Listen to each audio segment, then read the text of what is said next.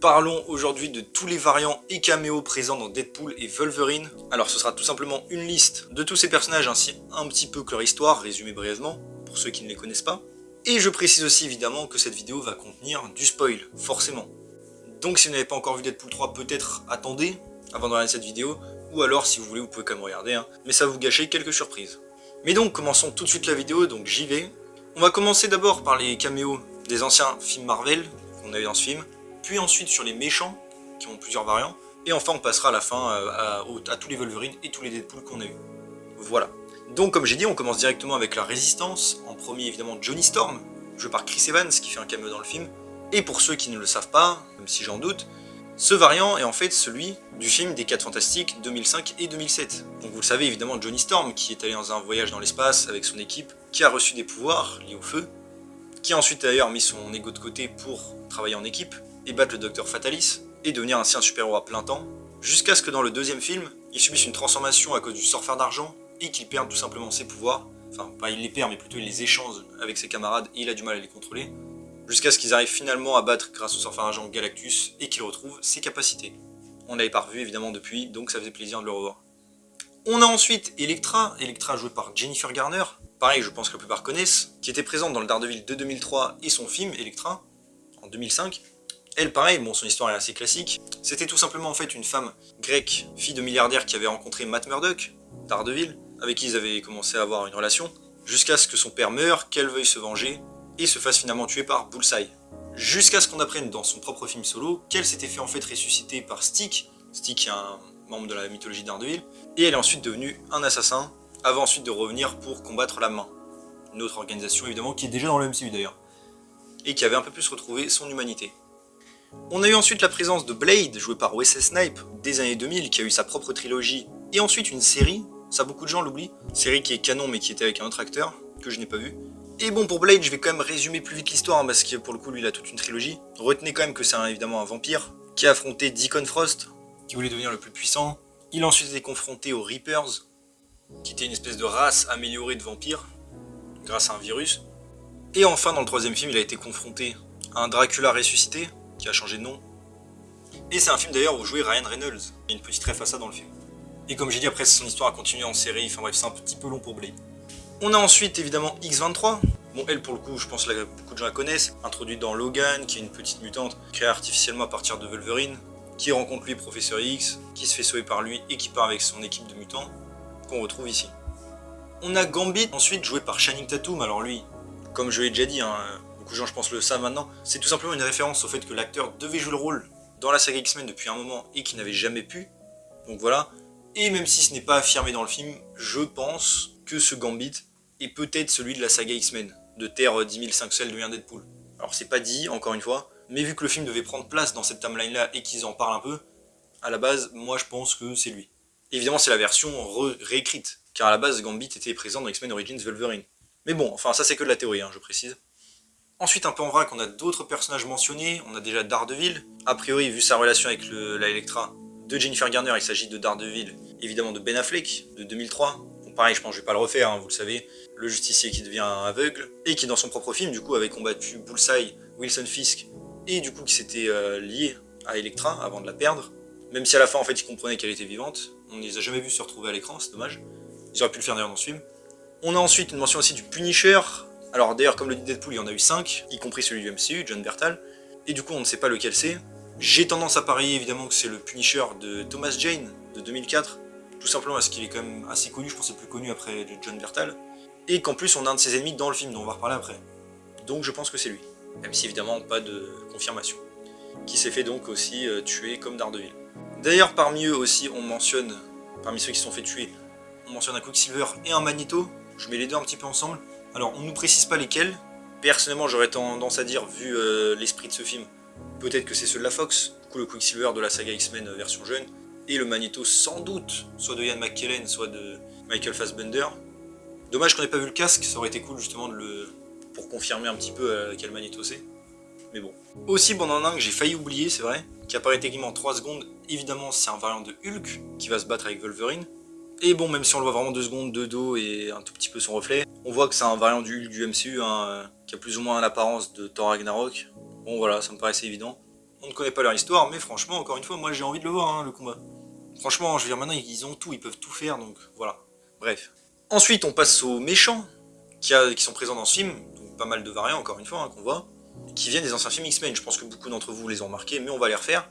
Déjà, on a Azazel, qui était présent dans X-Men First Class, qui était avec Sébastien Shaw et la confrérie des mutants, qui est censé être le père de Diablo, en tout cas dans les comics, et qui évidemment a le pouvoir de se téléporter. Bon, je pense que vous connaissez le personnage, qui n'a pas été bien exploité, et d'ailleurs ça, c'est pour le coup, ça vaut pour tous les méchants, je trouve.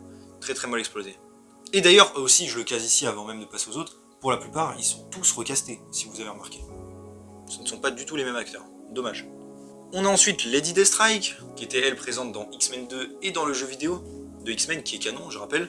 En effet, c'était une femme qui s'était fait retrouver prisonnière de William Stryker, asservie et qui avait eu l'adamantium en elle, avant de se faire plus ou moins tuer par Wolverine, même si on découvrait dans le jeu qu'elle avait survécu. Et qu'elle était en lien avec un samouraï d'argent, même si c'est pas celui évidemment du film Wolverine. C'était un autre qui était aussi en lien avec Stryker. Donc voilà. On a ensuite évidemment le Fléau, variant là cette fois-ci de X-Men 3. Pareil que j'ai trouvé très fin hein, physiquement par rapport à celui d'X-Men 3, mais bon. Fléau du coup qui était dans la confrérie des mutants de Magneto, hein, vous vous souvenez, et qui s'était fait une espèce de rivalité avec Kitty Pryde à la fin du film. Assez connu quand même. Et qui se faisait exploser la tête d'ailleurs en se tapant contre un mur. D'ailleurs on a aussi cette version, la même version normalement, hein, qui est revenue en version rebootée entre guillemets de la timeline dans Deadpool 2, qui est lui pour le coup était vraiment le frère, enfin le demi-frère de Professeur X. Et vous vous rappelez dans Deadpool 2 évidemment qui était ami avec Russell et qui s'était fait battre par Colossus et Negasonic et Yukio.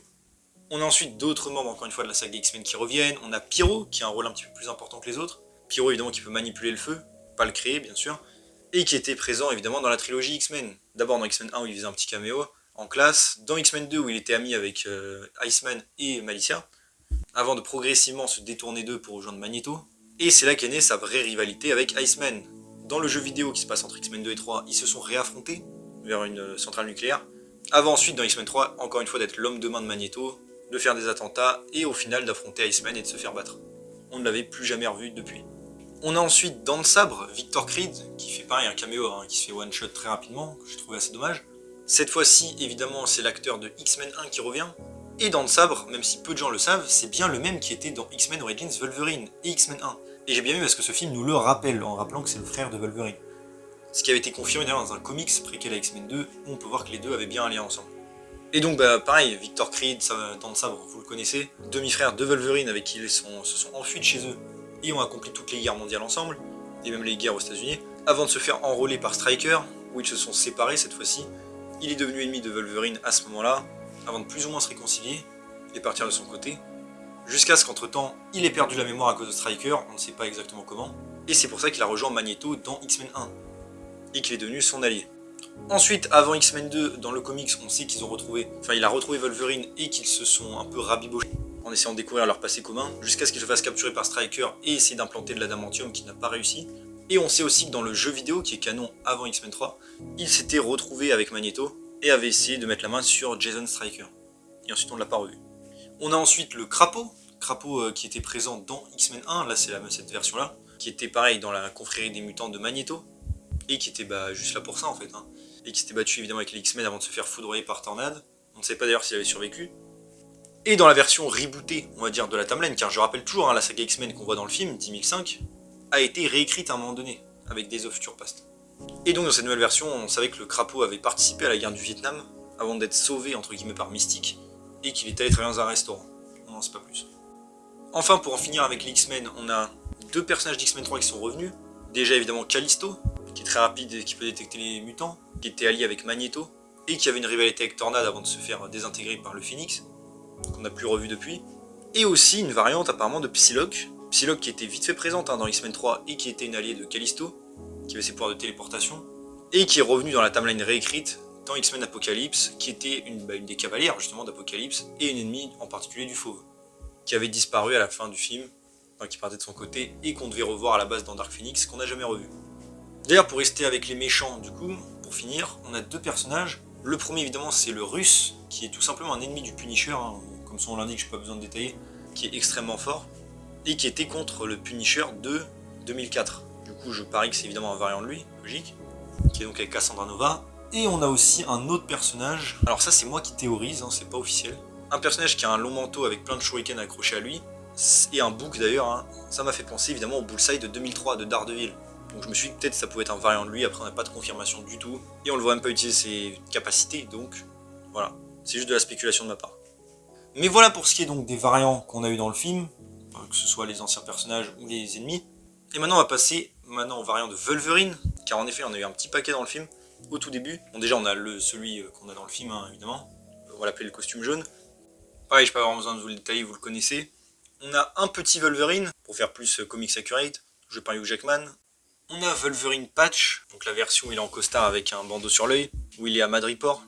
La ville évidemment qu'on a déjà vu dans Falcon et Winter Soldier. Du coup c'est une fausse identité évidemment pour Wolverine. On a évidemment le Wolverine marron, comme j'ai dit, bon de toute façon il le dit dans le film, c'est une référence évidemment à son combat avec Hulk, qui reprend d'ailleurs une case iconique, hein, où il a évidemment le reflet de Hulk dans ses griffes. On a aussi un variant évidemment de Wolverine joué par Henry Cavill. Alors ça bon c'est pas vraiment une référence au comics, hein, c'était juste un fancast et un petit délire. Et d'ailleurs je trouve qu'il rend vraiment super bien, c'était cool. Même si évidemment je pense pas que ça tisse grand chose, hein. On a ensuite un Wolverine très agressif, hein, qui vient de Age of Apocalypse, donc c'est la version où Apocalypse a gagné. Et Wolverine a entre autres perdu son bras, qui est remplacé évidemment, on peut le voir dans le film. On a aussi la version où il est crucifié sur un gros X, ça vient d'une couverture de Uncanny X-Men. Et en fait il s'était fait attacher par Donald Pierce avec le Hellfire Club, et en fait lui il était déjà dans Logan, si vous vous souvenez bien. Donc voilà, c'est une petite rêve sympa à une couverture. Et évidemment il y en a un, bon pareil je pense pas que vous l'avez raté, hein, et tout le monde je pense avait la ref. Une version assez vieille de Logan dans une maison, qui rappelle évidemment Old Man Logan, je pense que tout le monde le connaît, hein. La version où tous les méchants se sont réunis et ont tué tout le monde, et ils règnent sur les États-Unis. Et Logan est un des seuls survivants, et qui commence à vieillir. C'est assez cool de le voir dans ce délire. Et du coup on a plus ou moins du coup tous les variantes de Wolverine dans ce film, que j'ai trouvé vraiment très cool, hein, surtout les références aux comics, très très sympa. Et enfin on va passer du coup à la Deadpool Corps, j'allais dire, et tous les variantes de Deadpool. Même si pour eux en vrai on va pas non plus s'attarder de ouf parce qu'il y en a beaucoup. Déjà on a la chef du groupe, Lady Deadpool, donc c'est Wanda Wilson, qui vient d'ailleurs d'une terre où les États-Unis étaient divisés, et elle était défigurée. On a évidemment Dogpool, qui est présent dans le film, hein, et qui a pas d'histoire, hein, dans le film. Dans les comics c'est un chien qui a eu pas mal de mutations, enfin d'expérience sur lui. On passe ensuite à l'ancien propriétaire de Dogpool justement, qui apparaît et qui est plutôt cool. Il s'agit du coup de Nicepool, il est appelé comme ça apparemment. Voilà, donc un variant qui est assez cool et qui ressemble beaucoup à Ryan Reynolds. Donc ouais, franchement il était pas mal, il m'a fait pas mal rire. On a ensuite Baby Deadpool, Babypool, qui d'ailleurs dans les comics a été membre, hein, de l'orphelinat de Charles Xavier. Pareil d'ailleurs pour Kidpool, qui fait donc un cameo dans ce film et qui est d'ailleurs là une fille, contrairement à la version comics. On a ensuite Headpool, qui est une version zombie, hein, de Wade. Dans les comics pareil on sait rien sur lui, en tout cas de son passé, à part évidemment qu'il y avait eu des zombies sur sa terre. On a ensuite Frederick Wilson, qui est le Golden Age Deadpool. On sait qu'il s'est fait recruter juste par la Deadpool Corps. On a ensuite Zenpool, qui est un design d'ailleurs très stylé, qui est en fait la version inversée un peu de Deadpool où il était en mode non-violence, enfin pas dans le film du coup. On a vite fait aussi Cowboypool, donc un variant de Deadpool en mode cowboy. Il me semble pas qu'il existe de version de lui en comics, hein. Je crois que Deadpool s'est déjà déguisé, mais il me semble que c'est tout. Ensuite, alors là je le case un peu en vrai, qu'on a plusieurs versions entre guillemets Deadpool avec des pays, avec des nationalités différentes. Je crois que c'est des refs à Ryan Reynolds en plus. On a une version canadienne, écossaise et aussi galloise, donc pays de Galles. On a d'ailleurs aussi un caméo bizarrement de Deadpool 2099 qui est en fait la fille de Wade, Wanda Wilson. Donc comme son nom l'indique, hein, on sait d'où elle vient. On a aussi du coup le Ronin Deadpool, en mode vieux guerrier aussi, qui apparaît et qui existe en comics, même si on sait pas grand chose de lui. D'ailleurs j'ai failli les oublier, c'est vrai, mais en vrac on peut voir un Deadpool chinois avec une tenue. Il me semble dire qu'il n'existe pas en comics. Et aussi on peut voir au loin en vite fait un Deadpool avec des ailes, qui n'est pas d'ailleurs exploité, hein, dans le film. Un peu dommage. Et pareil, il me semble pas que cette version existe en comics. Après là, comme vous le savez, j'ai essayé de prendre les plus distinctifs du groupe, hein, il y en a plein évidemment. Et aussi à part ça, on a pour finir Dancepool et un pirate Deadpool, qu'on voit très vite fait. Et voilà, c'est à peu près tout du coup pour tous ces Deadpool. Encore une fois, il y en a beaucoup, hein, il y en a plein qui sont hors champ, j'ai essayé de prendre les plus notables. Mais voilà. Donc pour rester un peu en bilan, dites-moi vous, qu'est-ce que vous pensez de tout ça? Est-ce que vous étiez content des caméos du film là? Du coup, je pense que j'ai fait la liste plus ou moins complète. Peut-être que j'en ai oublié, hein, mais je ne pense pas. Dites-moi donc vos préférés. Pourquoi pas votre préféré de chaque liste? Les anciens persos Marvel, on va dire, qui sont apparus, que ce soit gentil ou ennemi. Et après, pourquoi pas aussi votre préféré en tant que Wolverine et en tant que Deadpool. Personnellement, moi, si je devais faire un comme ça, un peu à l'arrache, je dirais que mon préféré des films là, c'était Johnny Storm. En ennemi, sans doute Dents de Sabre, même s'il apparaît pas longtemps, mais c'est mon préféré. En Wolverine, je dirais sans doute celui d'Henry Cavill. J'ai trouvé très stylé la scène. Et en tant que Deadpool, franchement, j'hésite entre Dogpool et le Nicepool. Nicepool, j'ai trouvé très drôle. Mais allez, je dirais peut-être Dogpool parce qu'elle était mignonne. Avec sa langue bizarre là, c'était très drôle. Donc voilà, n'hésitez pas à me dire vous tout ça en commentaire et j'espère que la vidéo vous a plu. Donc si c'est le cas, n'hésitez pas à vous abonner, liker, commenter, partager, activer la cloche, à me suivre sur mes réseaux sociaux et mon Discord, vous avez les liens en description. Et on se retrouve bientôt pour une nouvelle vidéo. Salut tout le monde.